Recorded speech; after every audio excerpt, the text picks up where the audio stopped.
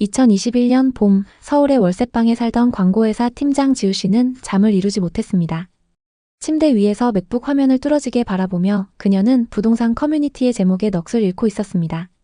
화면에는 자극적인 제목들이 연달아 떠올랐습니다. 잠실 엘스 신고가 기록, 끝없이 오르는 헬리오시티, 파크리오, 멈출 줄 모르는 고공행진, 하나같이 부동산 투자 심리를 자극하는 문장들이었습니다. 대학 동기와 회사 동료들도 하나같이 부동산 이야기를 하며 열기를 더했습니다. 지우 씨와 같은 연차의 민영 씨는 부모님께 물려받은 잠실 아파트가 벌써 3억이나 올랐다며 부동산 시세 그래프를 보여줬습니다. 앞으로 서울 집값은 계속 오를 것 같다라는 민영 씨의 말에 지우 씨는 마음속에 불안감이 커졌습니다. 월세 120만 원 오피스텔에 살면서 내가 뭐 하고 있는 거지? 마흔을 코앞에 둔 지우 씨의 자본은 다음과 같았습니다. 적금 1억 9천만 원, 주식 6천만 원, 부모님께 증여받은 5천만 원. 광고업계에서 10년 넘게 일하면서 고액 연봉까지 이뤄냈지만 치솟는 서울 집값 앞에서는 턱없이 부족한 금액이었죠. 하지만 2%대 저금리 주택담보대출을 활용하면 강남 투자가 불가능한 꿈만은 아니었습니다. 친구들의 성공담과 커뮤니티의 상승론에 휩싸인 지우 씨는 점점 더 강렬한 투자 욕망에 사로잡혔습니다. 그녀는 밤낮을 가리지 않고 부동산 관련 자료를 검색했습니다. 송파구 구축 급매, 문정 대단지 매물, 대출 잘 받는 방법. 머릿속은 온통 부동산으로 가득했습니다. 그러던 어느 주말 지우 씨는 송파구 문정동의 한 부동산에 방문했습니다.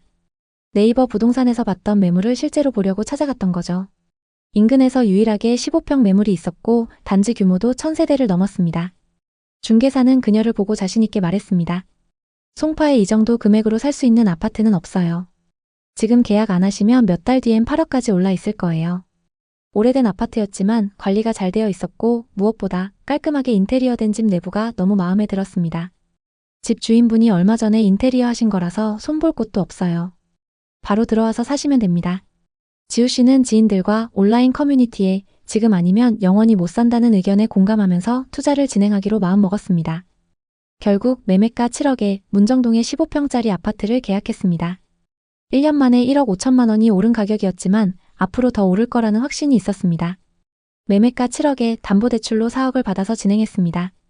당시 변동금리가 2% 초반으로 매우 저렴해서 부담 없이 큰 액수의 대출을 받았습니다.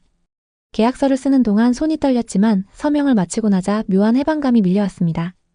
지우 씨는 먼저 부동산 투자에 뛰어들었던 친구들에게 계약 사실을 알렸고 곧 집들이에 초대했습니다.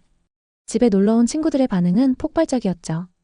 지우야, 드디어 강남 3구 입성. 이제 앞으로 오를 일만 남았네. 축하 메시지가 쏟아졌습니다.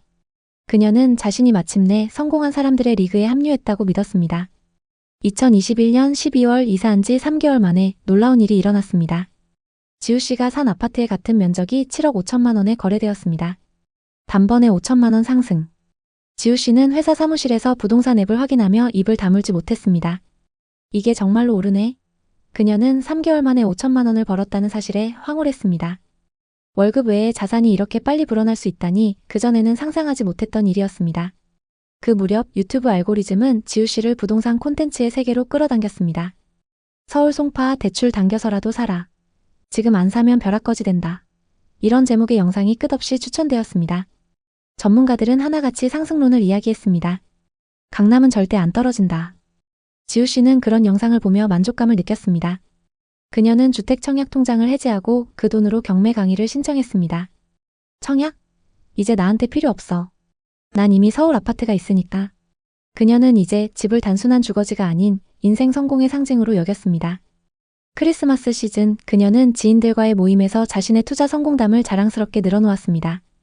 레버리지 투자가 최고야. 대출을 이용해서 돈을 버는 거지. 그녀의 말에 사람들은 감탄했고 지우 씨는 자신이 세상을 다 가진 듯한 기분이었습니다.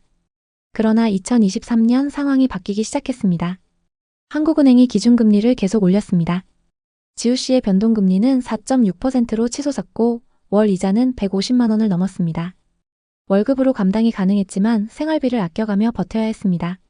친구들과의 모임 자리에서 한 친구가 조심스레 말을 꺼냈습니다. 이제 영끌은 진짜 위험하다던데. 너네 괜찮아? 지우 씨는 그 말을 듣고 싶지 않았습니다.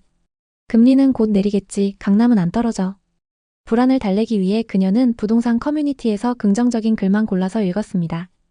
또 호갱 노노와 지역 카페에서도 상승론에 대한 내용만 봤죠. 그런 글을 볼 때마다 불안이 잠시 잦아드는 듯 했습니다. 하지만 TV를 켜면 매일같이 부동산 하락에 대한 뉴스가 나왔습니다. 2023년 초 현장 분위기가 궁금했던 지우 씨는 계약했던 부동산에 방문했습니다. 고객님, 요즘 집값이 많이 떨어지긴 했는데 그래도 곧 오를 거예요. 기다려보시죠. 하지만 금매 종이에 적힌 금액을 보고 너무 충격받았습니다. 15평 금매 5억. 7억에 샀던 아파트가 5억에도 안 팔리는 상황이었죠. 오를 거라고 믿음을 갖고 버티던 지우 씨는 몇 달 뒤 시세를 확인하기 위해서 다른 부동산에도 들렀습니다. 요즘 저 아파트 얼마나 하나요? 혼자 살 거라서 15평 정도면 충분해요. 중개사는 말했습니다. 금매로 나온 매물이 하나 있긴 한데 상태가 별로 안 좋아요. 시세는 4억 8천만 원입니다. 1층 매물이었지만 너무 충격적이었습니다. 언제까지 떨어질지 앞이 캄캄했죠. 집으로 돈 벌 생각이었는데 지금은 집이 감옥 같아요. 그녀는 소비를 극단적으로 줄였습니다. 필라테스 대신 집 앞 산책로, 배달 대신 집밥. 하지만 월급은 이자 납부일마다 증발했고 카드 할부는 끝없이 이어졌습니다. 2024년부터 강남권 금매가 소진되며 빠르게 시세를 회복했고 송파구 시장도 급상승세를 탔습니다. 하지만 소형 평형의 입지가 별로 좋지 않은 지우 씨의 아파트는 좀처럼 반등의 기미가 보이지 않았습니다. 2025년 5월 같은 평형의 매물이 5억 2,500만 원에 거래됐습니다. 손실은 1억 8천만 원. 시세는 언젠가 오를 거야. 근데 그 시기가 언제일까? 지우 씨는 여전히 부동산 시세를 보며 한숨을 쉬고 있습니다. 대출이나 갭 투자와 같이 레버리지 투자는 양날의 검입니다. 금리가 낮을 땐 기회지만 상승기엔 치명타가 될 수 있죠. 또 호가 시세는 절대적인 지표가 될 수 없습니다. 호가가 계속 올라도 실제 매수자가 없으면 의미가 없기 때문이죠. 그리고 강남 3구라는 입지가 절대적이지 않다는 사실도 알 수 있습니다. 물론 그 중에서도 입지가 좋은 곳들은 빠르게 회복하고 정고점을 넘은 건 사실입니다. 하지만 그 외의 단지들은 다 같이 어려움을 겪었습니다. 위 사례 말고도 서울 송파구 부동산 시장에는 여러 변화가 있었습니다. 서울 잠실 송파 부동산은 강남 3구에 입성하려는 수요로 엄청난 상승세를 보였습니다. 그리고 그 위험은 아직도 보여지고 있습니다. 지금 상승장에서의 최고가를 돌파한 곳들도 보이는데요. 하지만 같은 송파구인데도 상승기 가격에 비해 30%까지 빠진 곳도 있습니다. 그럼 이곳들은 지금이 적정 가격일까요? 지금부터 송파구의 하락 아파트를 확인해보고 지역 전반적인 분위기를 살펴보겠습니다. 그리고 영상 후반부에는 현재 송파구에서 주목해야 하는 곳을 소개하겠습니다. 송파의 아파트를 고민하고 계신다면 오늘 영상 끝까지 시청해주세요. 그럼 14억 7천만 원까지 거래됐던 아파트부터 살펴보겠습니다. 송파구 풍납동에 위치한 동아 한가람입니다. 이 아파트는 95년식 782세대 최고 18층의 아파트입니다. 한강 조망이 가능하고 역까지 도보로 이동이 가능하기 때문에 구축인데도 전세와 월세 수요가 높습니다. 한강뷰는 도로 쪽 북서향 매물이고 로얄동은 101동으로 공원과 한강뷰가 가능합니다. 용적률이 높은 편이지만 재건축과 리모델링에 대한 기대감이 높습니다. 84타입이 2019년 11월 7억 8천만 원이었는데요. 2년 만에 6억 9천만 원이나 상승해서 14억 7천만 원까지 거래됐습니다. 그리고 최근 13층 매물이 10억 4천만 원에 거래되면서 고점 대비 4억 3천만 원이나 하락했는데요. 정말 이 정도로 많이 하락했을까요? 거래 내역을 살펴보면 2021년 101동 1205호 매물이 14억 7천만 원에 거래됐습니다. 14억 7천만 원에 거래됐던 매물하고 최근 10억 4천만 원에 거래된 매물은 같은 타입 매물입니다. 다만 조망과 층수가 좀 차이 나는데요. 최고가에 거래됐던 매물은 101동 12층 매물이고 최근 하락 거래된 매물은 13층 매물입니다. 101동 고층 매물이 시세가 조금 더 높기 때문에 동일 조건으로 얼마나 빠졌는지 확인해 보겠습니다. 최고가에 거래된 매물과 같은 동인 101동 10층 매물이 11억 7천만 원에 나와 있습니다. 최고가 14억 7천만 원 대비 3억가량 저렴하게 나와 있고 전세 4억 9천만 원의 세입자가 거주 중이기 때문에 현금 6억 8천만 원으로 매수가 가능합니다. 다음은 송파구 장지동에 위치한 송파파인타운 3단지를 보겠습니다. 1단지부터 13단지까지 대규모 주거타운을 형성하고 있습니다. 역세권 입지의 규모도 크기 때문에 상승장에서 엄청난 상승을 기록했습니다. 3단지는 30평형 3개 타입으로 구성되어 있습니다. 84타입이 2019년 9월 평균 8억 9,800만 원에 거래됐는데요. 2년 만에 6억 3천만 원이나 상승해서 21년 9월 15억 2,800만 원에 거래됐습니다. 이 아파트의 현재 시세는 어떨까요? 최근 2층 매물이 11억 7,500만 원에 거래되면서 고점 대비 3억 5천만 원이나 하락했습니다. 정말 이 정도로 많이 하락했을까요? 거래 내역을 살펴보면 2021년 305동 803호 매물이 계약됐습니다. 매매가 15억 2,800만 원에 거래됐는데요. 30대 투자자가 상승장 끝물에 매수했습니다. 상승기 때 8층 매물이 15억 2,800만 원에 거래됐고 최근 2층 매물이 11억 7,500만 원에 거래되면서 3억 5천만 원 하락했습니다. 현재 307동 중층 매물이 12억 5천만 원에 나와 있는데요. 총 9개 부동산에 내놨는데 거래가 잘 안되고 있습니다. 고층 매물 기준 고점 대비 2억 7천만 원 하락해 있는 상황입니다. 송파구에는 하락 이후 반등을 못하고 있는 단지들이 있지만 정고점을 이미 돌파한 곳들도 있습니다. 지역 내에서도 양극화가 심한 상황인데요. 그렇기 때문에 오히려 투자 전략을 세우기도 좋습니다. 먼저 송파구 시세를 이끌고 있는 단지들을 보겠습니다. 잠실 3대장과 잠실 주공 5단지, 장미아파트, 또 신천동의 파크리오, 미성크로바, 잠실 진주, 방이동의 올림픽 선수 기자촌, 가락동 헬리오시티 같은 곳들이 있습니다. 현재 시세가 그 입지를 말해주고 있는데요. 급매물은 나오자마자 소진되고 거래 금액도 이미 신고가를 기록하고 있습니다.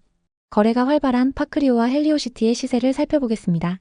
84타입 기준 낮은 가격순으로 나열해보면 21억 5천만 원부터 나와 있습니다. 대부분 저층 매물들인데 20억을 넘고 중층 이상 매물은 평균 23억 정도로 형성되어 있습니다. 또 송파에는 재건축 단지들도 많은데요. 잠실 주공 5단지부터 아시아 선수촌, 올림픽 선수 기자촌, 그리고 올림픽타운까지 규모가 큰 단지들이 많이 있습니다. 이 중에서는 올림픽타운이 시세가 가장 저렴한데요.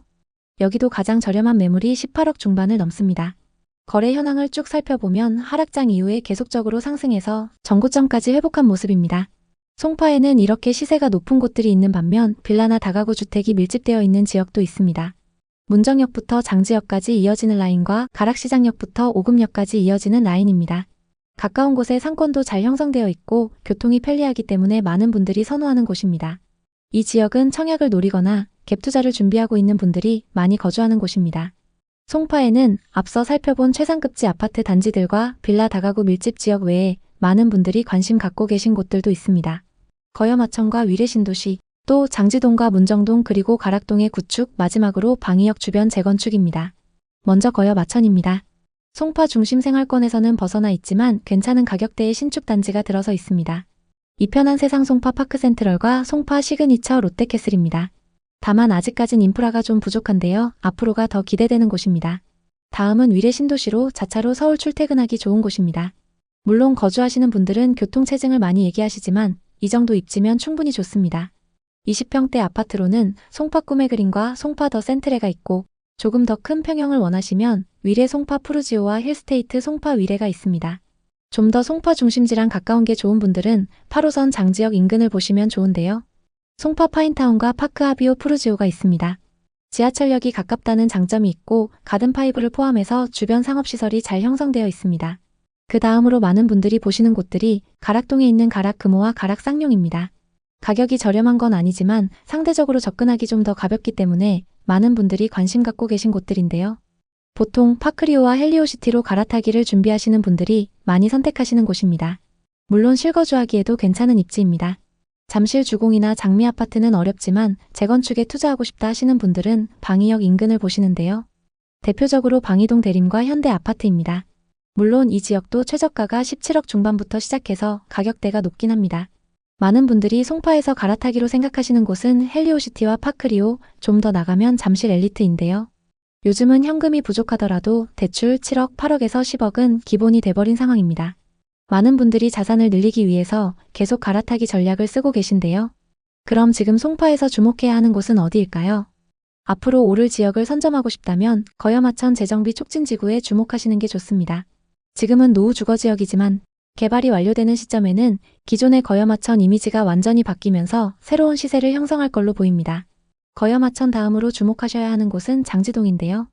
장지동 중에서도 장지역 인근 송파 파인타운 단지들과 위례 신도시 단지들입니다. 지금 이 인근에 누적된 매물이 급격히 늘어났습니다. 매물이 많이 늘어나면서 시세 조정이 가능하다는 건 급매물을 잡기 쉽다는 뜻입니다. 거여마천 지역의 재개발 매물과 송파 장지동의 파인타운 그리고 위례 단지들의 시세를 잘 살펴보시는 게 좋습니다. 송파구에 관심 있는 분들에게 도움이 됐으면 좋겠네요. 오늘도 영상 봐주셔서 감사합니다. 항상 여러분의 성공적인 투자를 응원하겠습니다. 오늘 영상이 도움되셨다면 구독, 좋아요 부탁드립니다. 감사합니다. 2021년 1월의 어느 날 동탄 이신도시 아파트의 전세로 거주하던 김다혜 씨는 따뜻한 차 한 잔을 손에 쥔 채 창밖을 바라보며 깊은 생각에 잠겼습니다. 6년차 소프트웨어 개발자로 연봉 6,800만 원을 받으며 안정적인 삶을 꾸려가던 그녀였지만 다가오는 전세 계약 만료는 그녀의 마음을 불안으로 물들였습니다. 뉴스에서는 전세 사기와 임차인들 피해 사례가 끊임없이 보도되었습니다. 동탄의 전세 보증금은 매달 치솟았고 그녀가 2년 전 계약했던 금액은 이제 터무니없어 보였습니다.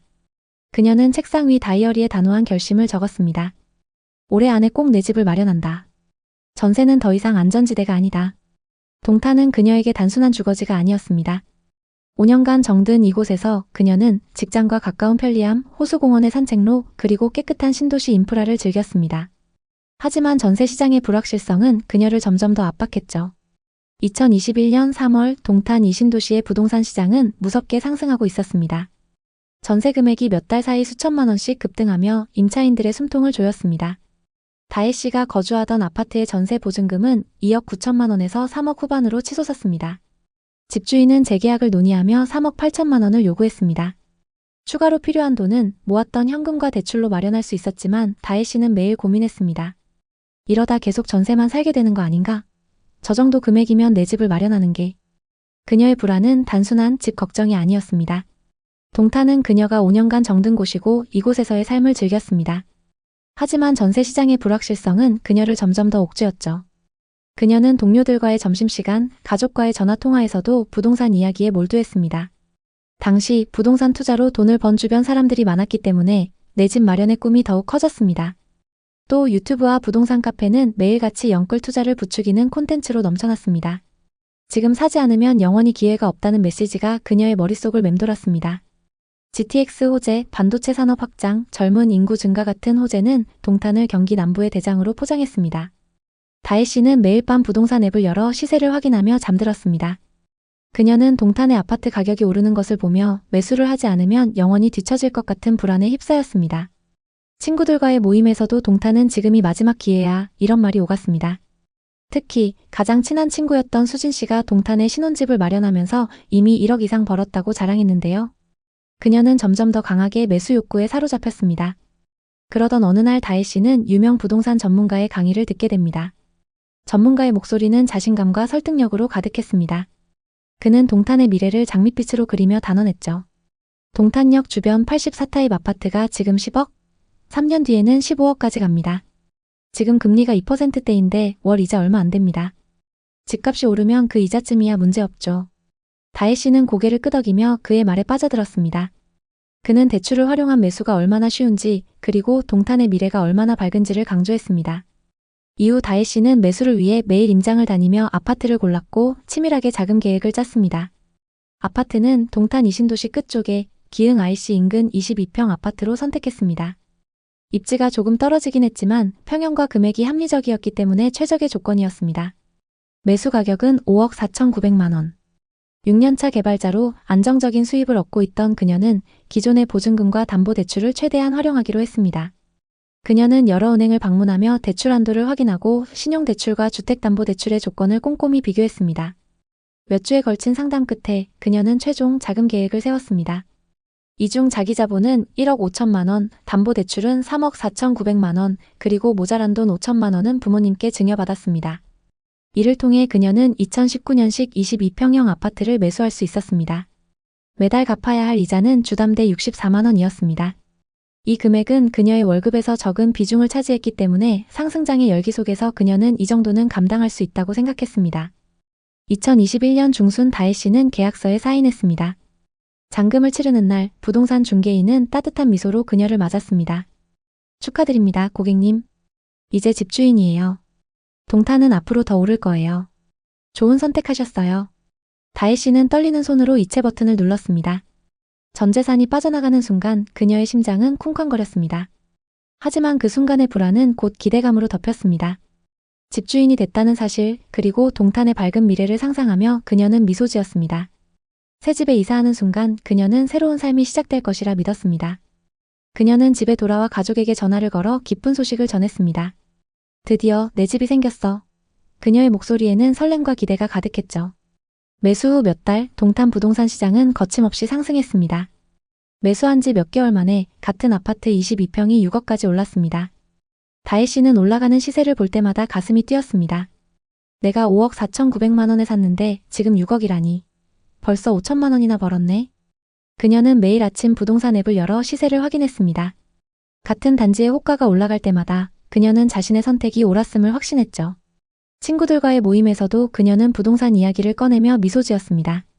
동탄은 진짜 대박이야. 지금 안 사면 후회할 거야. 그녀의 말에는 확신이 가득했습니다. 상승장은 다혜 씨의 소비 패턴도 완전히 바꿨습니다. 집값이 오르면서 그녀는 자신이 부자가 된 듯한 착각에 빠졌죠. 집으로 5천만 원을 벌었는데 이 정도쯤이야. 라는 생각으로 해외여행도 자주 다니고 주말엔 골프장에 다니기 바빴습니다. 그녀는 신용카드 명세서를 볼 때마다 잠시 불안했지만 집값이 더 오르면 다 해결될 거야 라며 스스로를 다독였죠. 새로운 옷을 사고 고급 레스토랑에서 식사를 하며 자신이 성공한 투자자라고 느꼈습니다. 하지만 이 모든 소비는 그녀의 재정을 점점 더 취약하게 만들고 있었습니다.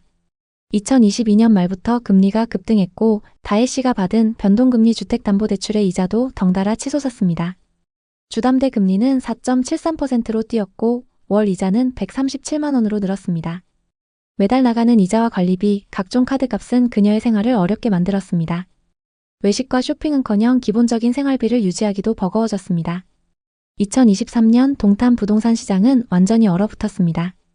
다혜 씨네 아파트는 매물만 계속 쌓이고 거래는 안 되는 상황이 계속됐습니다. 단지에 있는 부동산에는 22평 4억 금매라는 전단지가 붙었습니다. 다혜 씨가 5억 4,900만 원에 매수한 아파트는 4억에도 거래가 안 되고 있었죠. 잠들기 전 폭락이라는 단어가 그녀의 머릿속을 맴돌았습니다. 그녀는 매일 밤 부동산 커뮤니티를 들여다봤지만 이제는 상승이 아니라 하락이라는 글들만 올라오고 있었습니다. 2024년 말 같은 22평 아파트가 3억 7,300만 원에 거래됐습니다. 저층 매물이었지만 시세가 너무 많이 떨어진 걸 보고 그녀는 망연자실했습니다. 부동산에서는 지금은 어쩔 수 없으니 기다리라는 말만 반복했죠. 1억 7천만 원의 손실을 안고 있지만 그녀는 손절 대신 버티기를 선택할 수밖에 없었습니다. 기다리면 오르겠지. 동탄이 요즘 분위기가 좋다니까 곧 오를 거야. 2025년 4월 다혜 씨네 집과 같은 층 매물이 4억 2천만 원에 거래됐습니다. 동탄역 쪽은 계속 오른다는데 우리 집은 왜 안 오르는 거야? 아직도 1억 3천만 원 손해 중이네. 2024년 중반 이후부터 들려오는 동탄의 반등 소식은 아직 다혜 씨에게는 실감이 안 나는데요. 어디는 오르고 어디는 제자리인 이유가 뭘까요? 2020년, 2021년 상승기에 동탄은 서울의 강력한 부동산 규제를 피해 풍선 효과로 급등했습니다. 일자리, GTX, 신도시 인프라 등 뛰어난 장점이 부각되면서 실수요자와 투자자 모두 몰렸죠. 특히 동탄역 주변 가치 인프라가 잘 갖춰진 곳은 매물이 나오는 즉시 거래되면서 끝을 모르고 상승했습니다. 문제는 이 시기에 과도한 대출로 집을 산 분들입니다. 13억에 샀다면 대출을 7억 8억 정도는 받았을 겁니다. 하지만 지금 10억에도 안 팔린다면 팔더라도 대출 상환을 겨우 할 수 있는 정도인 상황입니다. 반면 하락장에서 샀던 분들은 대출 부담이 훨씬 적거나 높은 금액의 전세를 둘 수 있겠죠. 2020년과 2021년 무렵에는 지금이 아니면 영원히 못 산다며 영끌로 아파트를 매수하는 사례가 크게 늘었습니다. 그 시기에는 오히려 인접한 광교나 위례보다 더 강한 상승률을 보였다는 분석도 있었고 일부 단지는 순식간에 최고가를 갱신했습니다. 하지만 2022년 들어 미국이 본격적으로 금리를 올리면서 한국 역시 기준금리를 계속 높일 수밖에 없었습니다. 그 결과 대출에 크게 의존하던 부동산 매수세가 급속도로 식기 시작했습니다. 동탄도 예외는 아니었습니다. 한때 15억 16억 원에 거래되던 아파트가 10억대로 내려오고 매물이 쌓여도 사겠다는 사람이 없었습니다. 이제 동탄도 끝난 것 아니냐는 비관론이 흘러나왔고 실제로 고점 매수자 중에는 이자 부담을 이기지 못해 경매를 당하거나 큰 손실을 본 분들도 많았습니다. 그렇게 얼어붙었던 시장이 최근 들어 다시 반등 조짐을 보이기 시작했습니다. 정부가 여러 가지 규제를 완화했고 세제 개편과 함께 대출 문턱이 낮아진 영향이 컸습니다. 언론에서는 동탄역 인근 아파트가 다시 신고가를 기록했다는 기사를 내보냈는데 이를 본 사람들은 동탄이 다시 살아난다며 기대감을 보이기 시작했습니다. 특히 동탄역 롯데캐슬 전용 84타입이 16억에 거래되었다는 소식이 전해지면서 많은 사람들이 놀라워했습니다. 그렇다고 모든 단지가 똑같이 오른 건 아닙니다. 일각에서는 특수거래에 불과할 수 있으니 과대 해석은 금물이라고 경고하고 있습니다. 과거에도 인위적으로 높은 가격의 계약을 체결한 뒤 해당 거래를 분양 광고 등에 이용하고 나중에 취소하는 사례가 곳곳에서 드러났기 때문입니다. 동탄에서도 그런 일이 재현될 가능성이 있기 때문에 실제로 계약이 확정되고 잔금까지 이뤄지는지를 지켜봐야 한다는 목소리도 큽니다.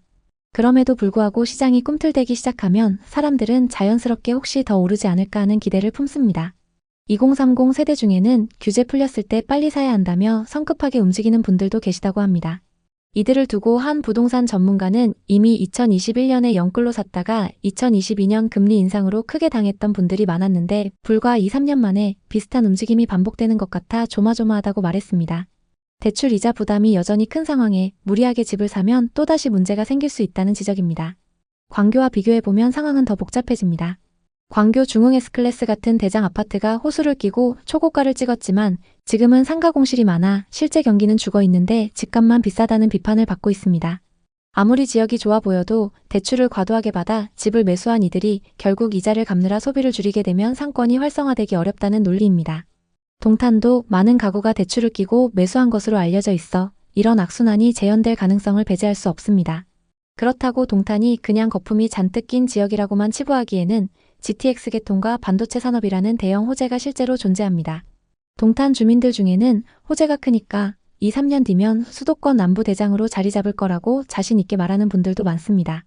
또한 도심 설계가 체계적이고 주변 상업시설이 꾸준히 들어서는 중이라 살기 좋은 신도시라는 평가도 있습니다. 결국 동탄에서 벌어지는 상승과 하락을 한마디로 정리하기는 어렵습니다. 분명한 것은 폭등 뒤에는 폭락 그리고 다시 불안한 반등이라는 흐름이 2, 3년 사이에 보여졌다는 점입니다. 한번 급등했다고 해서 영원히 오르는 게 아니고 한번 폭락했다고 해서 회복이 불가능한 것도 아닙니다. 결국 금리, 정책, 지역 인프라, 심리 등이 복합적으로 맞물려 시장을 움직입니다. 현재 동탄 부동산 시장이 다시 주목받게 된 이유는 정부의 규제 완화와 세제 개편이 큰 몫을 했습니다. 고금리 시대가 이어지고 있음에도 사람들은 앞으로는 더 힘들어질 수 있으니 지금이라도 사두자 혹은 이제 곧 금리가 안정되면 집값이 또 올라갈 거다 라는 기대를 가지는 경우가 많습니다. 그러나 다른 한편에서는 금리가 안정된다는 보장이 없고 대내외 경제 상황이 좋지 않으니 이럴 때 영끌로 들어갔다가 지난번처럼 낭패를 볼 수 있다는 우려도 제기됩니다. 실제로 동탄에서 영끌로 집을 샀다가 2022년에 금리 인상으로 매물을 내놓고도 팔리지 않아 경매까지 간 사례를 언론에서 다룬 적이 있습니다. 그분들은 1, 2억씩 손실을 감수하고서라도 이자 부담을 줄이기 위해 어쩔 수 없이 처분했다고 합니다. 그러니 조금만 상황이 달라지면 유사한 사례가 또 생길 가능성이 있습니다. 특히 분양을 앞둔 시행사나 건설사에서는 고가 거래 사례를 통해 분양가를 높이려는 의도가 있을 수 있어 실제로 거래가 최종 성사되는지 늘 확인이 필요합니다. 그렇다면 지금 동탄에 들어가면 안 되는 건가? 이런 질문도 자연스럽게 나옵니다. 이에 대해 부동산 전문가들은 무조건 안 된다가 아니라 매우 신중해야 한다는 쪽에 가깝습니다. 실거주를 위해 오랜 기간 거주할 목적이라면 어느 정도 가격 변동은 감수하고 충분히 만족스러운 생활 인프라를 누릴 수 있습니다. 그러나 단기 시세 차익을 노리고 또다시 영끌로 뛰어드는 것은 여전히 위험이 크다는 것이 대세 의견입니다. 현재 미국 금리가 조금 낮아지긴 했지만 언제 또 올릴지 알 수 없는 상황이고 국내 상황도 언제 어떻게 변할지 알 수 없습니다. 결국 동탄의 현재 상황은 한국 부동산 시장이 안고 있는 전반적인 문제들을 보여준다 해도 과언이 아닙니다. 어느 순간 수요가 폭발해 단기간에 가격이 치솟고 금리 인상으로 바로 꺾였다가 규제 완화로 다시 반등하는 식의 패턴이 반복됩니다.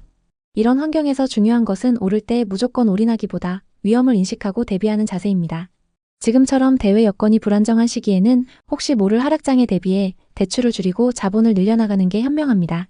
한편 동탄이 과연 광교나 위례보다 입지가 좋냐는 논쟁도 계속됩니다. 일각에서는 GTX 개통으로 서울 접근성이 강화된다면 동탄이 훨씬 경쟁력이 올라간다고 말하지만 정작 그것이 실현되기 전까지는 불확실한 미래로 남아 있습니다. GTX 호재 효과가 생각보다 미비하거나 다른 변수로 인해 수요가 줄어들면 예상만큼 시세가 오르지 않을 수도 있습니다. 이렇듯 동탄은 다양한 변수를 한꺼번에 끼고 있는 지역입니다. 그렇다고 해서 동탄 자체가 나쁜 도시라는 의미는 전혀 아닙니다. 잘 정비된 인프라와 도시 설계가 이미 훌륭하다고 평가받고 있고 주민 만족도가 높다는 후기도 많습니다. 하지만 앞으로 오를 거라는 기대감만 갖고 과도하게 대출을 끼거나 주변 시세를 보지 않고 덜컥 매수하는 건 위험성이 크다는 점도 분명합니다. 결론적으로 동탄이 지금 다시 부상하는 모습은 어떻게 보면 당연하지만 동시에 우려스럽습니다. 이미 한 차례 폭등과 폭락을 경험한 곳이어서 또다시 버블이 생기는 건 아닌지 시장이 어떻게 반응할지 주시해야 한다는 의견이 우세합니다.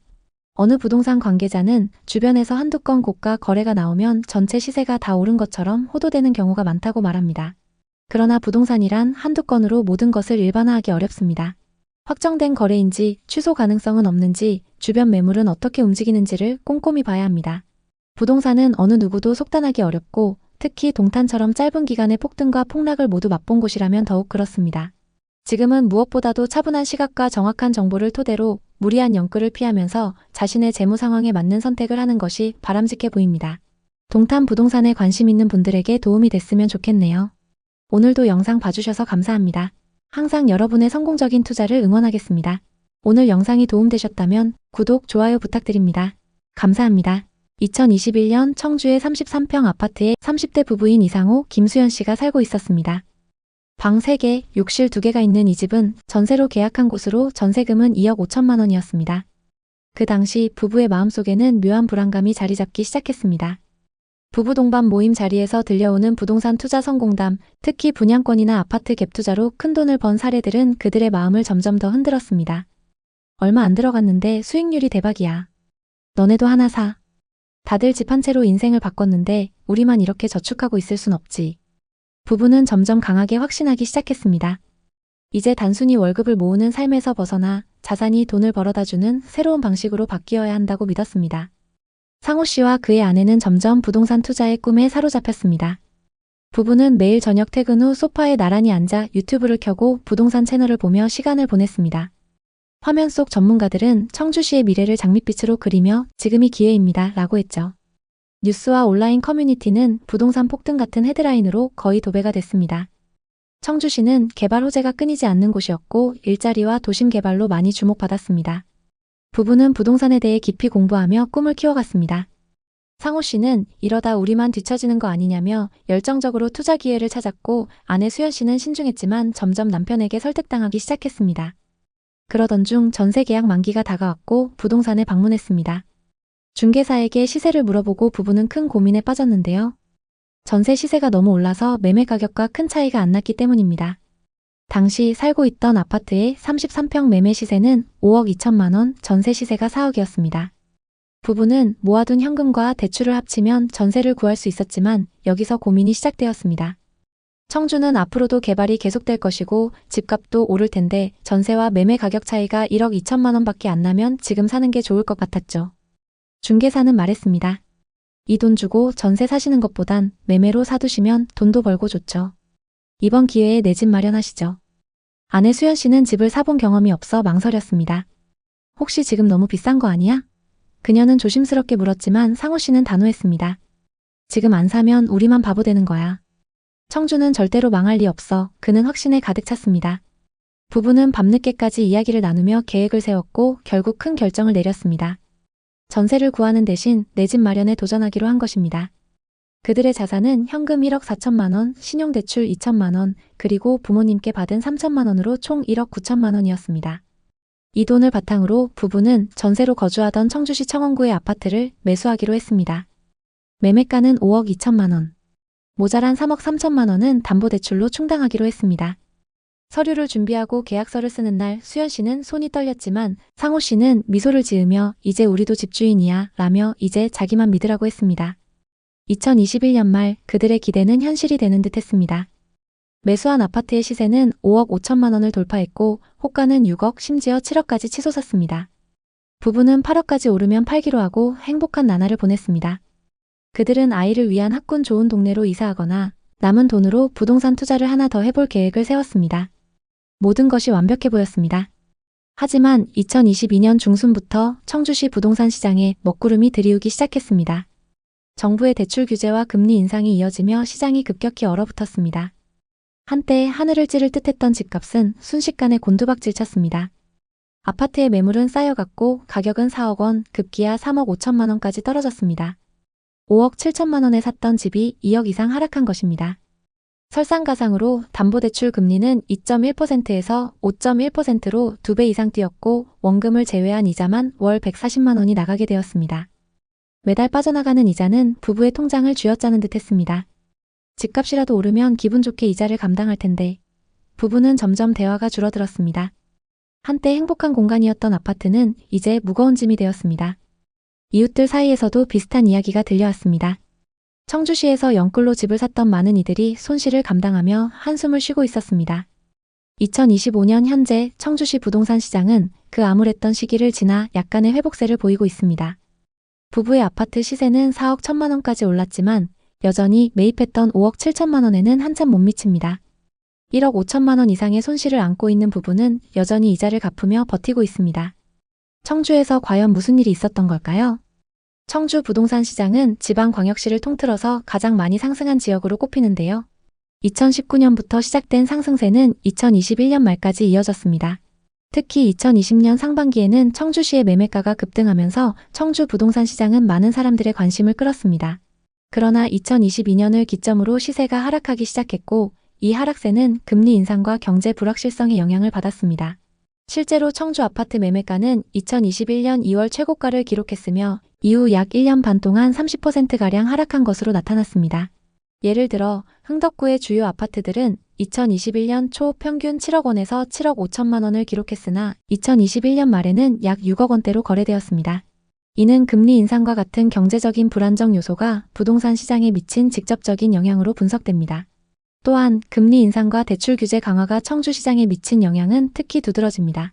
대출 금리가 증가함에 따라 주택 구매가 어려워졌고 이는 수요 감소로 이어졌습니다. 청주 부동산은 여전히 투자 가치가 있지만 부동산을 매수할 때는 신중한 접근이 필요합니다. 이제 청주의 부동산 시장, 특히 비싸게 거래된 지역들의 현재 상황에 대해 자세히 살펴보겠습니다. 최근 청주에서 가장 많이 하락한 아파트는 시티 프라디움 1단지입니다. 최고가 대비 3억 6천만 원이나 하락했는데요. 2020년식 797세대 신축 아파트의 분양가는 84타입 기준 3억 3천만 원이었습니다. 이 아파트는 상승장에서 매매가 7억 7천5백만 원까지 거래되면서 분양가 대비 4억 5천만 원이나 상승했습니다. 현재 시세는 어떨까요? 부동산 상승기에 청주 부동산은 비수도권 중에서도 호재가 많고 저렴한 가격에 많은 투자자가 몰렸습니다. 특히 신규 택지 개발과 산업단지 개발, 그리고 광역철도 개발 호재들로 1년 만에 몇 억씩 오르는 상승세를 보였습니다. 하지만 지금은 상황이 좋지 않습니다. 상승기 가격에 비해 40% 이상 빠진 곳도 있습니다. 그럼 지금이 적정 가격일까요? 청주는 상대적으로 저렴한 가격에 외지인들의 갭투자 비율이 높았던 지역입니다. 특히 상승장 막바지에 청주 복대동과 가경동 신축부터 오창과 오송까지 거래량이 급격히 상승했는데요. 지금은 투자했던 분들이 매물을 계속 내놓으면서 시세보다 저렴한 호가 매물이 쌓이고 있습니다. 그리고 분양권은 마이너스 프리미엄으로 내놔도 거래가 잘 안 되고 있습니다. 85만 명이 거주하는 청주시의 아파트 가격은 얼마가 적당한 걸까요?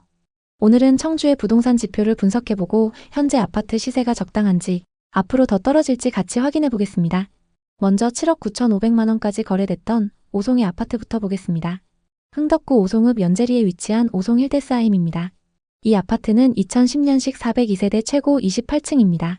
40평부터 60평까지 대형 평형으로 구성되어 있기 때문에 전세와 월세 수요가 꾸준합니다. 단지 바로 앞으로 오송 호수공원이 위치하고 있고 오송역이 예정되어 있습니다.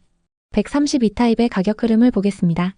2020년 1월 3억 9천만 원이었고 22년 최고가 7억 9천5백만 원에 거래됐습니다. 정확히 2년 만에 4억이나 상승했습니다.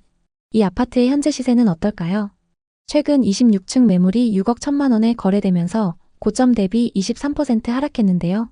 22년 거래 현황을 보면 802동 2101호 매물이 7억 9천5백만 원에 거래됐습니다. 최고가 7억 9천5백만 원에 거래됐던 매물하고 최근 6억 1천만 원에 거래된 매물은 같은 타입 매물입니다. 오히려 최근 거래된 매물이 더 고층 매물인데요. 현재 호가 시세도 한번 살펴보겠습니다. 802동 중층 매물이 6억 5천만 원에 나와 있고 801동 고층 매물은 6억 7천만 원에 나와 있습니다. 중층 이상 매물 기준으로 1억 5천만 원 빠져서 나오고 있는 상황입니다. 다음은 청주시 흥덕구 복대동에 위치한 두산 이부 지웰시티 2차입니다. 거래량이 높은 준신축 단지이기 때문에 시세 반영이 빠릅니다. 2015년식 1956세대인 이 아파트는 복대동 중심부에 위치하고 있습니다. 주상복합 단지로 대형 프랜차이즈를 포함해서 상업시설 이용이 편리합니다. 길 건너엔 현대백화점도 위치하고 있습니다. 80타입의 분양가는 3억이었고 21년 최고가 7억 7천7백만 원에 거래됐습니다. 분양가 대비 4억 7천만 원이나 상승했습니다. 이 아파트의 현재 시세는 어떨까요? 최근 12층 매물이 6억 5백만 원에 거래되면서 고점 대비 21%나 하락했는데요. 정말 이 정도로 하락했을까요? 22년 거래 내역을 살펴보면 202동 2502호 매물이 7억 7천만 원에 거래됐습니다. 88년생 투자자가 상승장에 매수했습니다. 상승기 때 25층 매물이 7억 7천만 원에 거래됐었고 최근 12층 매물이 6억 500만 원에 거래되면서 21% 하락했습니다.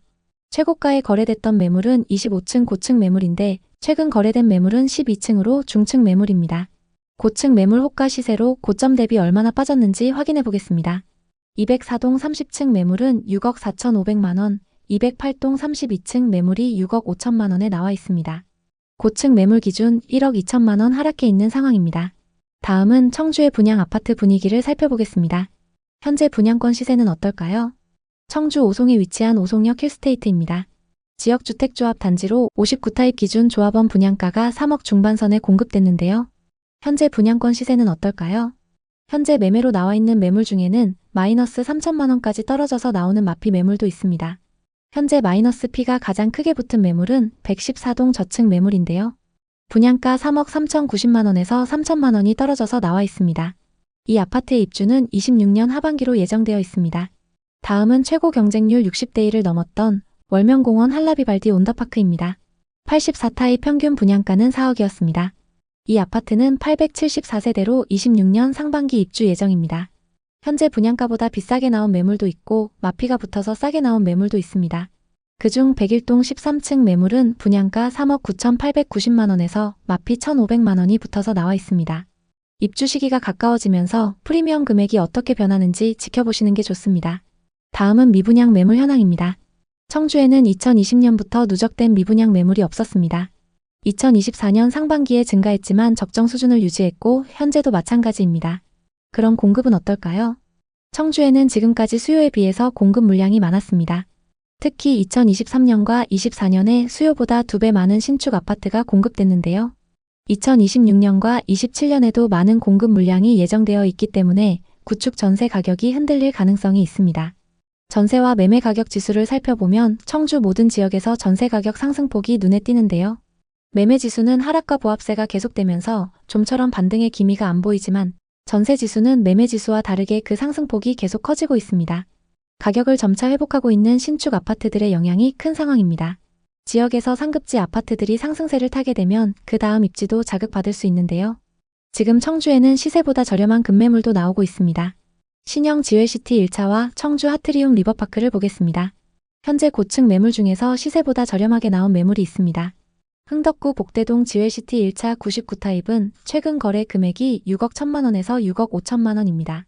현재 나와 있는 매물 중에서 101동 4층 매물이 6억에 나와 있어서 시세보다 저렴한 상황입니다.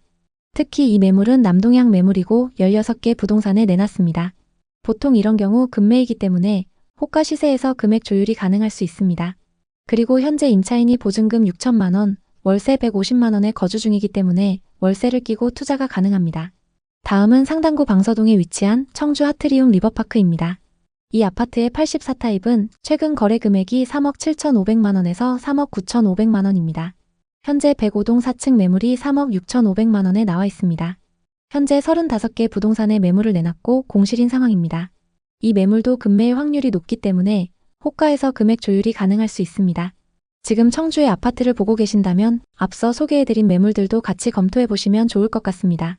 청주에 관심 있는 분들에게 도움이 됐으면 좋겠네요. 오늘도 영상 봐주셔서 감사합니다. 항상 여러분의 성공적인 투자를 응원하겠습니다. 오늘 영상이 도움되셨다면 구독, 좋아요 부탁드립니다. 감사합니다. 지난 몇 년 동안 제주도의 오션뷰 타운하우스와 카페 부지, 호텔 부지들은 많은 사람들의 투자 심리를 자극했습니다. 특히 현지인들보다는 중국인 투자자들과 서울 수도권 외지인들이 많이 관심을 가졌는데요. 그중 최민수, 이지연 부부도 이런 분위기에 휩싸였어요. 서울에서 전세로 살던 이 부부는 친하게 지내는 부부 동반 모임에서 이런 얘기를 들었습니다. 희철이네가 산 제주도 집이 벌써 1억 넘게 올랐대. 애월 쪽이라던 것 같은데 대박이야. 친구 부부가 제주도 부동산으로 돈을 벌었다는 말에 부부는 자극을 받았죠. 그날 저녁 집으로 돌아와서 둘은 투자 계획을 세웠습니다. 그래도 제주도가 아직 저렴하니까 지금이라도 사두자. 아직 안 늦었어. 부부는 모았던 돈과 부모님께 빌린 돈, 신용대출을 합쳐 제주도의 오션뷰 타운하우스를 분양받았습니다. 매매 가격은 7억이었는데요. 그중 중도금 대출이 4억 2천만 원이었고 완공 시점에 맞춰서 임차인을 구할 거라서 크게 상관없어 보였습니다. 분양 사무실에서는 계약서에 서명하는 날 이렇게 말했죠. 계약 잘하시는 거예요. 2년 안에 9억, 10억은 갈 겁니다. 요즘은 임차인 구하기도 쉬워요. 부부는 이 말을 듣고 기대에 가득 찼습니다. 부동산 커뮤니티에서도 제주도는 곧 서울 아파트처럼 오른다는 글이 올라왔고 댓글엔 요즘은 돈 많은 중국인들한테 비싸게 팔 수 있다 이런 말도 있었습니다.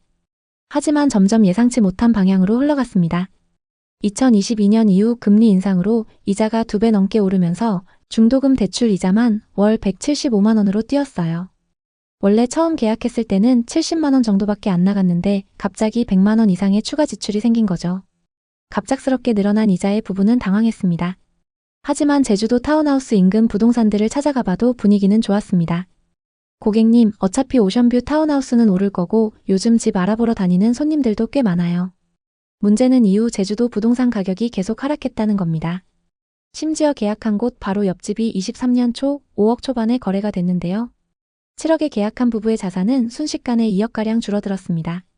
매월 이자만 170만 원씩 나가는데 타운하우스 가격도 2억 가까이 떨어지자 부부는 멘붕 상태가 됐습니다. 공사가 완료됐는데도 6개월간 공실로 비어 있어서 잔금 해결하는데도 큰 어려움을 겪었습니다. 겨우 임차인을 구하긴 했지만 원하던 시세보다 한참 낮게 구했는데요. 게다가 임차 계약 기간을 1년으로 했기 때문에 또 공실이 날 확률도 높습니다.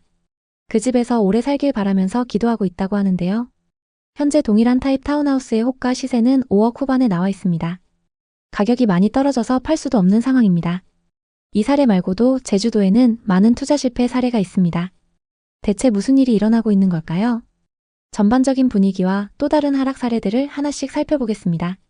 제주도 부동산 시장은 지난 10년간 극적인 변화를 겪었습니다. 2010년대 중반부터 관광붐, 영어 교육도시 개발, 제2공항 기대감으로 외지인 투자가 급증하며 부동산 가격이 급등했습니다.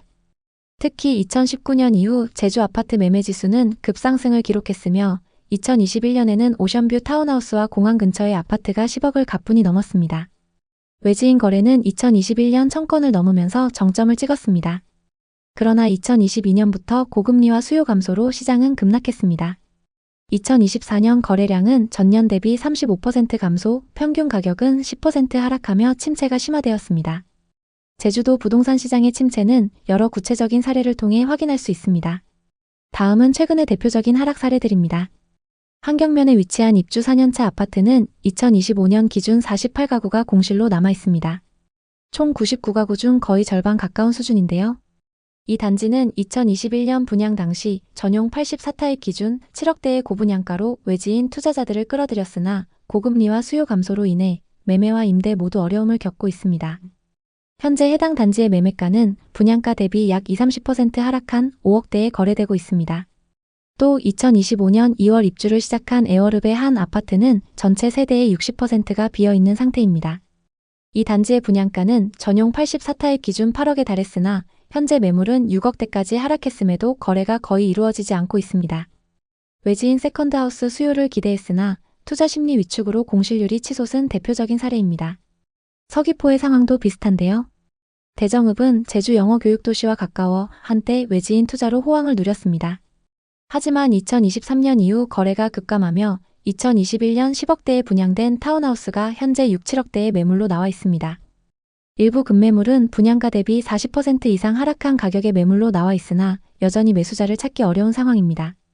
제주 공항과 인접해 있는 노영동의 아파트 전용 84타입은 2021년 6억 7천만 원의 신고가를 기록했으나 2025년 현재는 5억 2천만 원에 거래되며 1억 5천만 원 하락했습니다. 이 단지는 비규제 지역으로 외지인 투자가 활발했지만 최근에 매수 문의가 줄며 가격 방어가 어려워지고 있습니다. 이러한 사례들은 제주도 부동산 시장이 과거의 과열에서 벗어나 급격한 조정 국면에 접어들었음을 보여줍니다. 특히 고분양가로 공급된 신규 아파트와 타운하우스는 외지인 수요 감소로 인해 가격 하락과 공실 문제에 직면하고 있습니다. 2025년 4월 기준 제주도의 준공후 미분양 주택은 1227가구로 집계되었습니다. 이는 제주도 전체 미분양 주택 2485가구의 약 49.4%에 해당하며 전국 악성 미분양 주택의 10% 이상을 차지합니다. 이는 부산, 전남, 대구 등 다른 지역을 상회하는 비율로 제주도가 미분양의 중심지로 떠오르고 있음을 보여줍니다. 미분양은 특정 지역에 집중되어 있습니다. 에어릅, 조천읍, 한경면, 대정읍, 안덕면 등은 전체 미분양의 약 69%를 차지합니다. 또한 공실 문제도 심각합니다. 예를 들어 환경면의 입주 4년차 아파트는 현재 절반 가까이 빈집으로 남아있으며 에어릅의 신축 아파트는 공실률이 60%를 넘습니다. 외지인 수요 감소는 제주도 부동산 시장 침체의 핵심 요인입니다.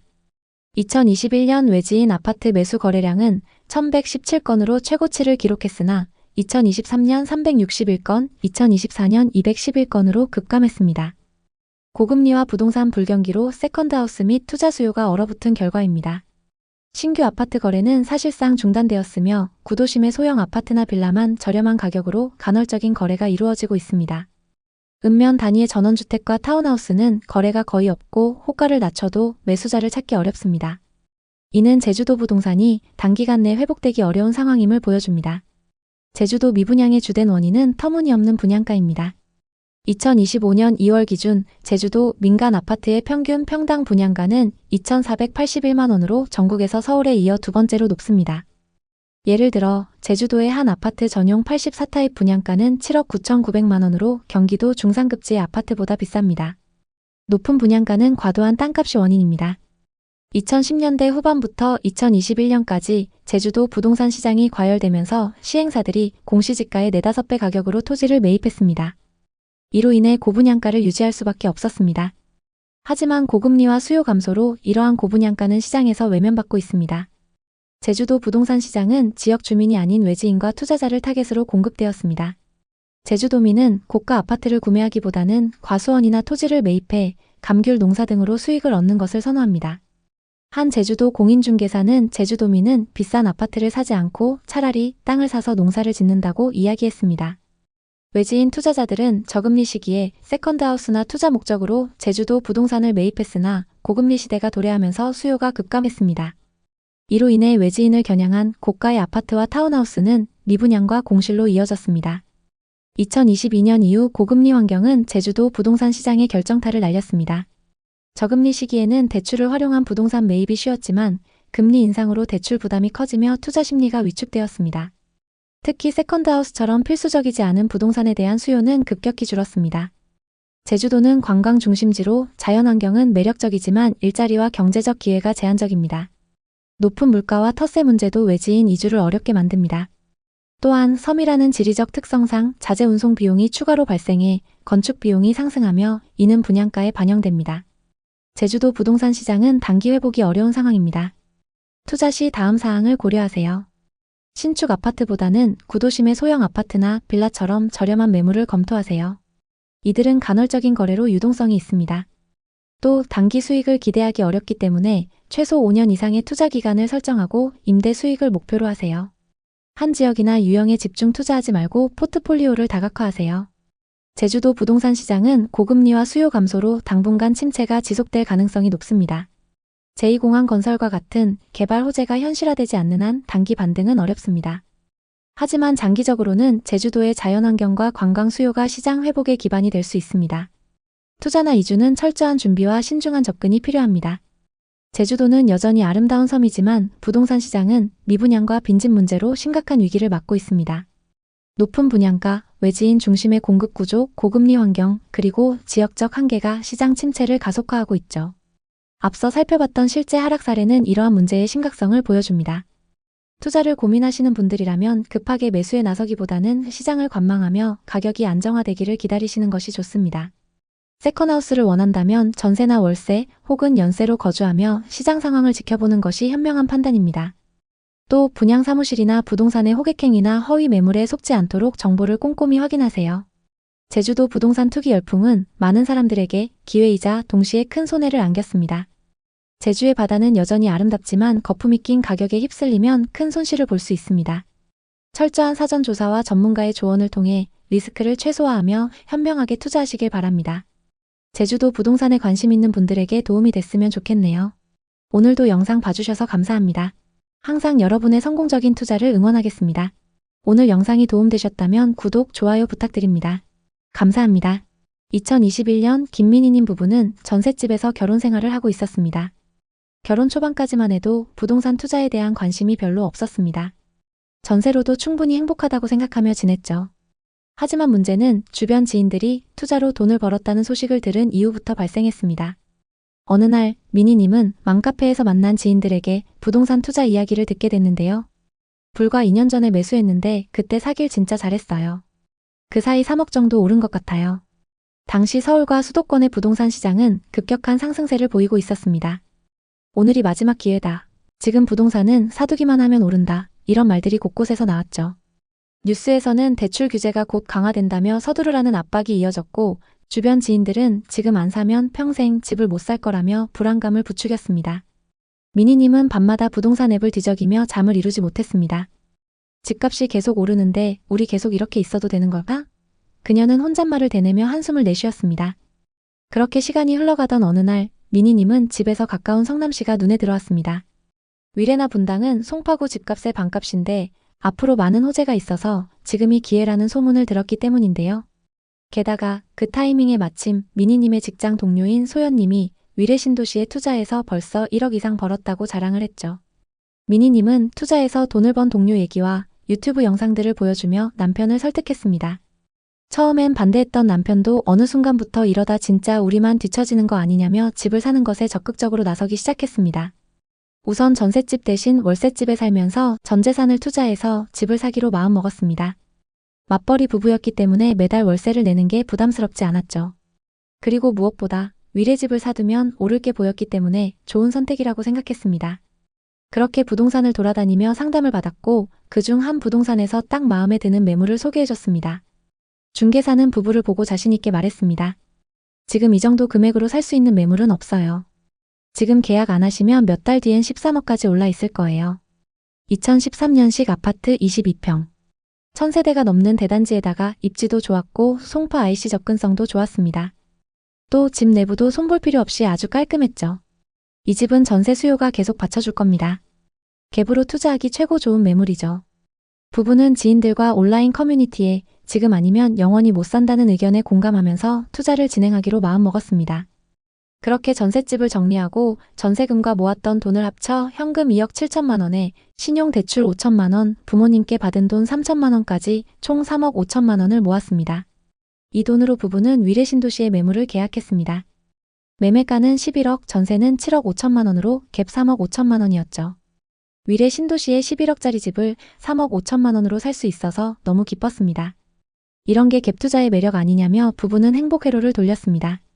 집을 산 지 1년 뒤 부부가 계약한 위례의 아파트가 12억 5천만 원에 거래됐습니다. 1년 만에 1억 5천만 원을 번 셈이었죠. 못해도 14억 15억까지는 올라갈 것 같다며 그때 팔고 더 좋은 집을 사기로 약속했습니다. 하지만 그 기대도 잠시였죠. 2022년 말부터 위례의 부동산 시장은 얼어붙었습니다. 치솟았던 가격은 급격히 하락했고 거래는 뚝 끊겼죠. 실거래가는 8억, 급기야 7억 5천만 원까지 떨어졌습니다. 11억에 산 집이 3억 5천만 원이나 하락한 거였죠. 23년 중순 21년에 계약했던 전세입자가 계약 만료 3개월을 남기고 이사를 통보했습니다. 새 임차인을 구하려 했지만 전세호가는 5억 5천만 원으로 기존 전세금 7억 5천만 원보다 2억이나 낮았어요. 2억의 갭을 메우기 위해 신용대출을 받고 부모님들께 손을 벌렸습니다. 그래도 돈은 모자랐고 3금융권 대출에 부모님 집 담보로 대출까지 받아서 겨우 마련했습니다. 겨우겨우 새로운 임차인을 구했고 대출 이자 때문에 생활비도 아껴가며 버텼습니다. 2025년 5월 해당 아파트의 거래 금액은 10억 5천만 원입니다. 많이 회복하긴 했지만 아직도 5천만 원 손해 중이죠. 이럴 줄 알았으면 더 참았다가 지금 사도 됐는데 우리 지금까지 낸 대출 이자만 합쳐도 얼마야. 그래도 곧 본전이니까 좀만 더 기다리자. 최근 해당 아파트에는 11억, 12억에도 매물이 나오고 있습니다. 저점 대비 많이 회복한 상태죠. 시세가 오른 건 그나마 다행이지만 매물이 많이 쌓여있기 때문에 호가 시세보다는 낮게 거래될 가능성이 높습니다. 앞서 살펴본 투자 사례는 고점의 위례 아파트를 갭 투자했던 부부의 실제 사례였습니다. 이 사례 말고 성남시 부동산에 투자해서 큰 손해를 본 분들이 많이 있는데요. 대체 이곳에는 무슨 일이 일어나고 있는 걸까요? 성남 분당과 위례 신도시는 경기도에서 가장 크게 상승했던 지역이었습니다. 특히 30대, 40대 분들에게 주목받으며 집값이 치솟았습니다. 하지만 2025년 현재 이 지역들의 집값은 급격한 하락세를 보이고 있습니다. 어떤 아파트는 최고가 대비 수억 넘게 하락했고 영끌에서 투자한 사람들은 팔지도 못하는 상황입니다. 대표적인 사례로 위례 신도시의 대단지 아파트 시세 변화를 살펴보겠습니다. 전용 면적 51타입 기준으로 가격 변화를 보면 정말 변동폭이 엄청납니다. 2019년 7억 초반하던 아파트가 2021년에는 12억 중반까지 올랐습니다. 하지만 최근 동일 타입 매물이 10억 초반까지 떨어지면서 2억가량 하락했는데요. 많이 떨어지긴 했지만 아직도 비싸다고 하시는 분들도 많습니다. 지난 몇 년간 분당과 위례는 무조건 오르는 지역이라고 불렸습니다. 하지만 성남 분당과 위례 신도시는 상승기 시절 높은 기대와 달리 현재 여러 가지 문제로 인해 하락세가 계속되고 있습니다. 교통 개통 지연과 의료 복합 타운 무산, 재건축 사업 지연 등으로 주민들의 기대감은 꺾였으며 분당과 위례 신도시 내 주요 아파트 단지들의 시세가 하락하는 추세를 보이고 있습니다. 예를 들어 성남시 수정구 창곡동에 위치한 위례 호반 서밋 에비뉴 아파트는 21년 7월 16억 2천만 원에 거래되었으나 22년 말에 4억 7천만 원 하락하여 11억 5,500만 원에 거래되었습니다. 또 다른 단지인 위례자이 아파트의 경우 21년 4월 18억 6천만 원에 거래되었으나 23년 5월 15억 6,500만 원에 거래되면서 3억 하락했습니다. 최근 이 아파트들은 일부 상승하긴 했지만 최고가에 비해서는 많이 하락한 상황입니다. 위례 신도시는 강남과의 근접성을 바탕으로 설계된 도시로 서울 송파구 장지동, 성남시 수정구, 하남시 하감동 세 지역에 걸쳐 형성되어 있습니다. 위례 지역은 교통 편의성, 생활 인프라 등 뛰어난 입지를 자랑하며 초기에는 큰 기대를 모았습니다. 하지만 주요 호재들의 지연과 무산으로 하락세를 면치 못하고 있습니다. 위례와 더불어 성남시 분당은 일기 신도시 재건축 호재로 엄청난 상승세를 기록했습니다. 많은 사람들이 재건축 사업을 기대하며 투자했지만 사업비 증가로 사업이 진행되지 않으면서 가격은 점점 하락하고 있는 상황입니다. 성남 분당과 위례 신도시는 투자 가치가 있지만 아직은 신중한 접근이 필요합니다. 이제 이 지역의 부동산 시장, 특히 비싸게 거래된 곳들의 현재 상황에 대해 자세히 살펴보겠습니다. 성남시 분당의 아파트부터 살펴보겠습니다. 성남시 분당구 구미동에 위치한 무지개 5단지 청구입니다. 이 아파트는 1995년식 932세대의 구축 대단지 아파트입니다. 상승장에서 재건축, 리모델링 호재로 크게 상승했던 무지개 마을인데요. 최근 분당금 이슈로 말이 많습니다. 입지는 수인 분당선 오리역과 탄천 산책로가 가깝습니다. 그리고 단지 바로 앞에 초등학교가 위치하고 있습니다. 전용 85타입 매물이 21년 최고가 12억 4,500만 원에 거래됐습니다. 85타입의 2019년 말 가격은 7억 4,500만 원이고 상승장일 때 2년 만에 5억이나 상승했습니다. 이 아파트의 현재 시세는 어떨까요? 최근 16층 매물이 9억 5,300만 원에 거래되면서 고점 대비 2억 9천만 원 하락했는데요. 2021년 최고가에 계약된 매물은 무지개마을 513동 1003호입니다. 이 아파트에 전세로 거주하시던 분들이 상승장 끝물에 매수했는데요. 12억 4,500만 원에 거래된 매물과 최근 9억 5,300만 원에 거래된 매물은 같은 타입 매물입니다.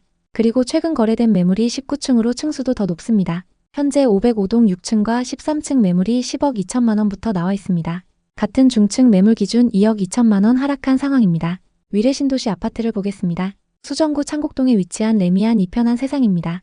위례 신도시 인프라와 철도 개통 호재로 엄청난 상승을 기록했습니다. 단지 앞으로 8호선 남위례역과 역세권 상권이 위치하고 있고 위례 수변공원 접근성도 좋습니다. 전용 84타입 매물이 21년 최고가 16억 3천만 원에 거래됐습니다. 84타입 분양가는 4억 8천만 원이었고 상승장일 때 여기서 11억 5천만 원 상승했습니다. 현재 시세는 어떨까요?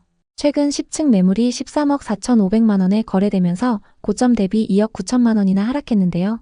이 정도로 많이 하락했을까요? 최고가에 계약된 매물은 위례 레미안 이편한 세상 5614동 1005호입니다. 소유자 현황을 보면 용인에 거주하시는 분이 상승장 끝물에 매수한 걸 볼 수 있습니다.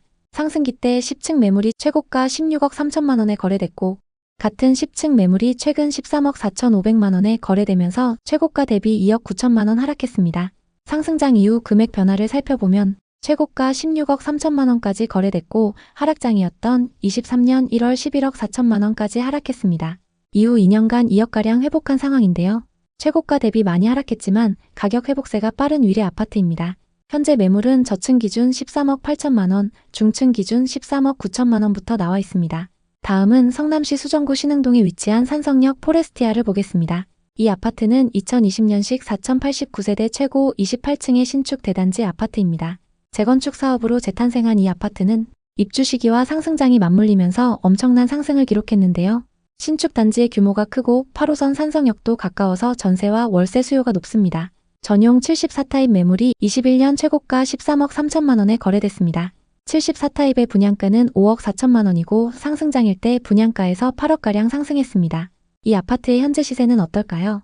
최근 14층 매물이 11억 4,500만 원에 거래되면서 고점 대비 1억 9천만 원 하락했는데요.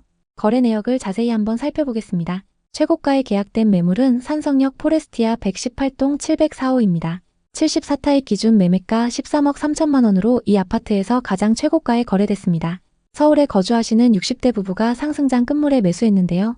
13억 3천만 원에 거래됐던 매물과 최근 11억 4,500만 원에 거래된 매물은 같은 타입 매물입니다. 다만 각각 7층, 14층으로 층수가 좀 차이 납니다. 층수별 시세를 비교해 보겠습니다. 최고가에 거래됐던 매물은 7층 매물이고 최근 하락 거래된 매물은 14층 매물입니다. 최근 거래된 매물이 오히려 더 층수가 높은데요. 상승장 이후 거래 가격 변화를 살펴보겠습니다. 최고가 13억 3천만 원까지 거래됐었고 하락장이었던 23년 1월 8억 5천만 원까지 하락했습니다. 이후 2년간 3억가량 회복한 상황인데요. 최고가 대비 많이 하락했지만 가격 회복세가 빠른 산성역 포레스티아입니다. 현재 호가 시세는 4층과 고층 매물이 11억부터 나와 있습니다. 성남의 미분양 현황은 어떤지 살펴보겠습니다. 2019년 이후 미분양 매물이 거의 없었고 22년 이후 일시적으로 증가했습니다. 하지만 계속 적정 수준을 유지하고 있는데요. 이 정도의 미분양 매물이 쌓여 있는 건 지역 전체에 좋은 소식입니다. 그럼 공급은 어떨까요? 성남에는 24년부터 26년까지 수요에 비해 적은 물량이 공급됩니다. 현재 누적되어 있는 미분양 매물도 거의 없기 때문에 신축 아파트 가격이 빠르게 회복될 것으로 보입니다. 다만 27년에 수요에 비해 많은 물량이 공급될 예정입니다. 입주 물량은 수정구에 집중되어 있는데요. 앞서 살펴본 산성역 포레스티아 건너편에 3,400세대가 넘는 산성역 해리스톤 입주가 예정되어 있습니다.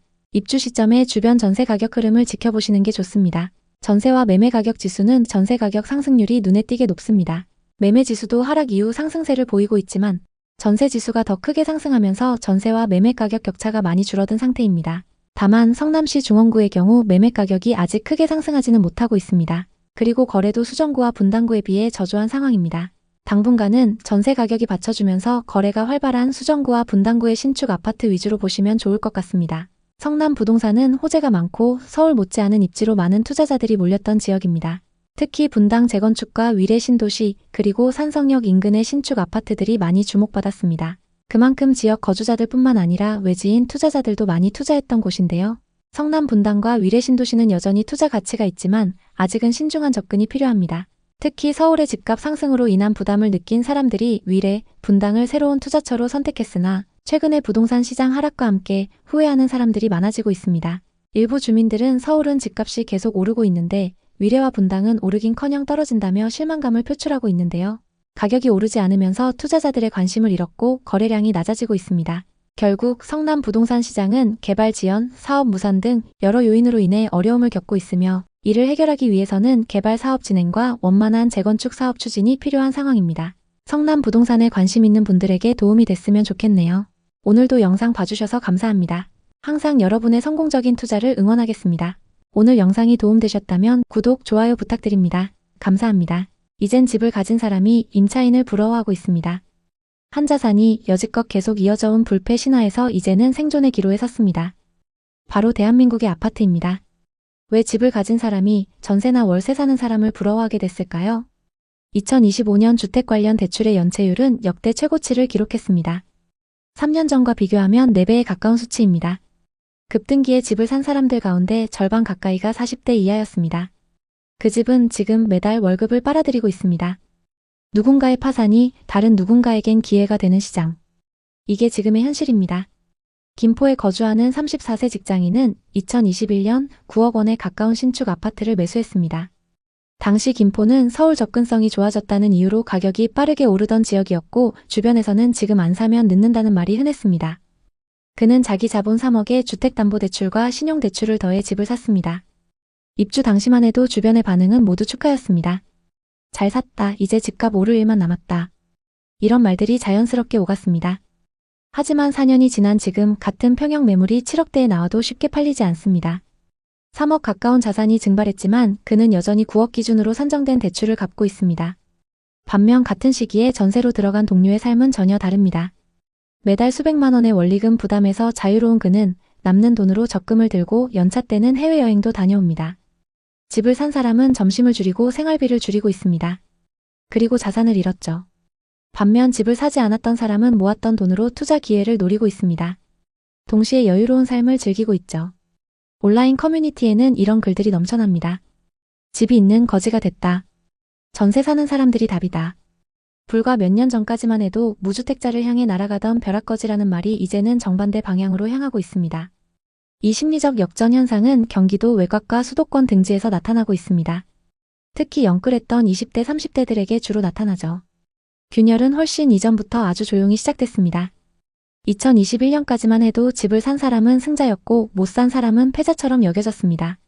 그런데 지금은 완전히 반대가 됐습니다. 이 변화는 단순히 감정의 문제가 아니라 현금 흐름의 문제입니다. 이 변화의 핵심에는 빚을 지렛대로 삼는 투자 방식 바로 영끌이 있습니다.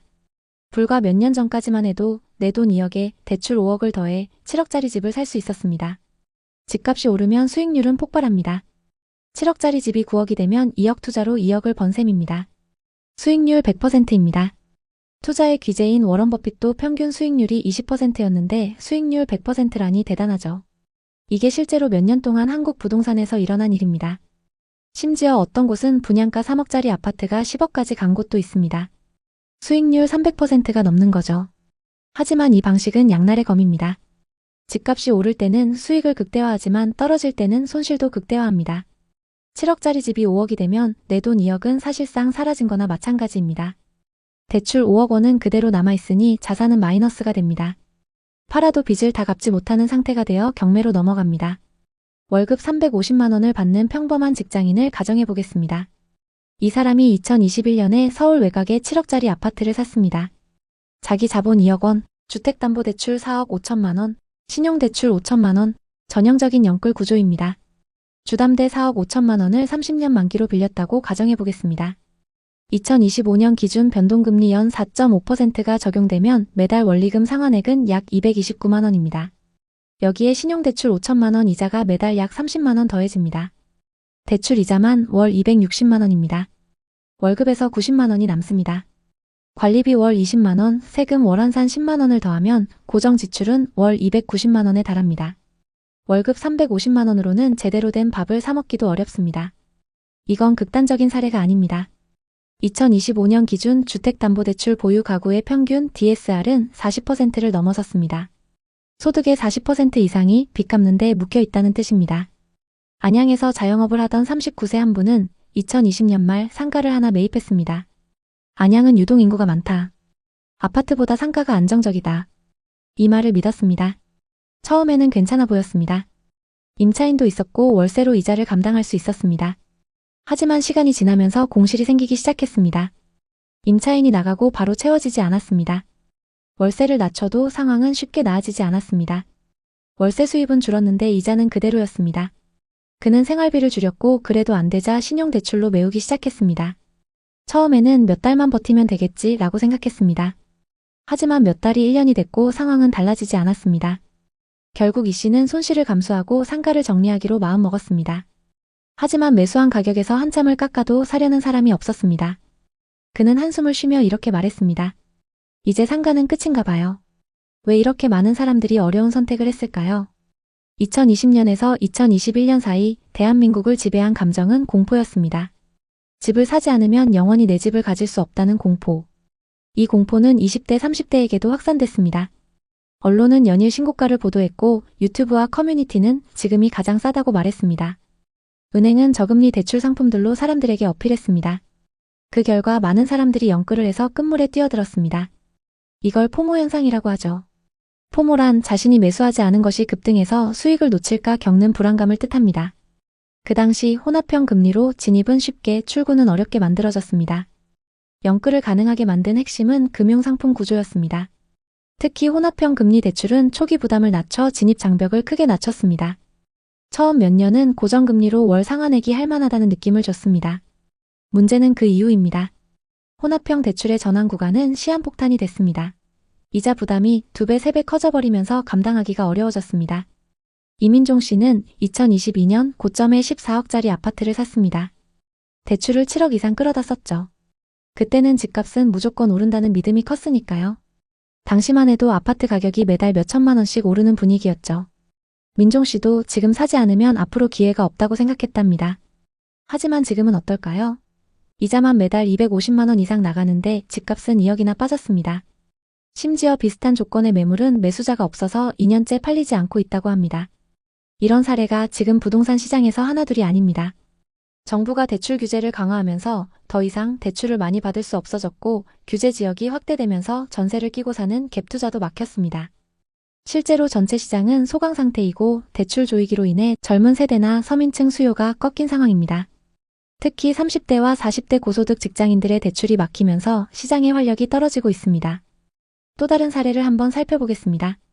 장민수 씨의 이야기입니다. 지난 상승장 끝물에 투자해서 크게 물린 분인데요. 4년 전, 그러니까 2021년의 일입니다. 그때 부동산 시장이 한창 뜨거울 때였습니다. 민수 씨도 뒤처질 수 없다는 생각에 덜컥 투자에 뛰어들었습니다. 매물은 홍대 근처의 꼬마 빌딩이었어요. 18억짜리 꼬마 빌딩 대출 13억을 끼고 샀습니다. 현금 5억 가지고 18억짜리 꼬마 빌딩을 사는 게 가능했죠. 월세 수익이 나쁘지 않을 거라는 계산이었고 빌딩 값도 오를 거라는 장밋빛 꿈을 꿨습니다. 처음에는 임차인들이 꽉 차 있어서 괜찮았습니다. 매달 월세가 들어오고 이자도 겨우 맞추면서 버텼죠. 그런데 코로나가 터지면서 임차인들이 하나둘 빠져나가기 시작했습니다. 공실률이 30%까지 치솟았고 월세 수익은 기대 이하로 떨어졌습니다. 대출 이자는 매달 540만 원씩 꼬박꼬박 나가는데 수익으로는 그걸 감당하기 버거웠습니다. 민수 씨는 조금만 버티면 되겠지 라고 생각하며 2년을 버텼지만 결국 빌딩을 23억에 내놓았습니다. 그런데 이게 또 안 팔리는 겁니다. 1년 넘게 매물로 내놨는데 매수 문의조차 거의 없었습니다. 지금까지도 매물이 팔리지 않고 있는데요. 민수 씨가 털어놓길 부동산은 주식처럼 쉽게 사고 팔 수 있는 게 아닙니다. 대출을 많이 끼고 들어가면 시장이 조금만 흔들려도 바로 직격탄을 맞습니다. 이렇게 말했습니다. 현재 서울 수도권에는 민수 씨와 비슷한 상황에 처한 분들이 많습니다. 레버리지를 활용해서 들어간 사람들이 시장 변동에 취약해진 것입니다. 민수 씨의 사례만 그런 게 아닙니다. 평택에 사는 이영식 씨 이야기를 해보겠습니다. 영식 씨는 4년 전 고덕 신도시에 9억짜리 아파트를 샀습니다. 대출 5억, 자기 돈 4억으로요. 그때 평택은 무조건 오른다는 분위기였습니다. 고덕 신도시 개발과 삼성전자 호재로 주목받았죠. 하지만 지금은 어떨까요? 그 아파트 값이 6억으로 뚝 떨어졌습니다. 대출 이자는 매달 나가는데 집값은 안 오르고 전세금도 많이 떨어졌다고 합니다. 영식 씨는 이렇게 말했습니다. 이제 이자 내느라 적금도 깼어요. 언제까지 버틸 수 있을지 모르겠네요. 이분처럼 고가 아파트에 대출 끼고 들어간 사람들이 고금리와 거래량 감소로 고통받고 있습니다. 규제 이후 중위권 아파트 가격이 떨어질 조짐이 보인다고 합니다. 실제로 작년 대비 서울 수도권의 아파트 거래가 급격히 줄어들었고 일부 단지는 매물이 쌓여도 매수자가 없는 상황입니다. 김소정 씨는 안양에 20억짜리 상가 건물을 샀습니다. 대출 15억을 끌어다 썼는데 공실률이 30%가 넘어가면서 월세가 이자를 못 따라가고 있습니다.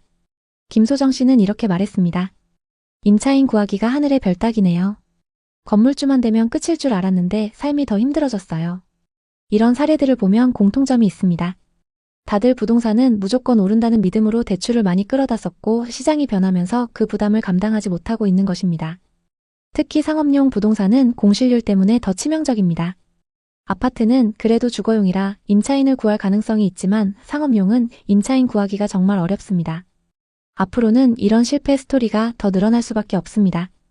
특히 입지가 조금 떨어지는 상업용 부동산의 경우 공실률이 60%를 넘는 곳도 많아서 투자자들의 부담이 커지고 있습니다. 지금 왜 이렇게 줄줄이 무너지고 있는 걸까요? 여러 이유가 얽혀 있지만 가장 큰 건 대출 규제와 고금리 기조입니다.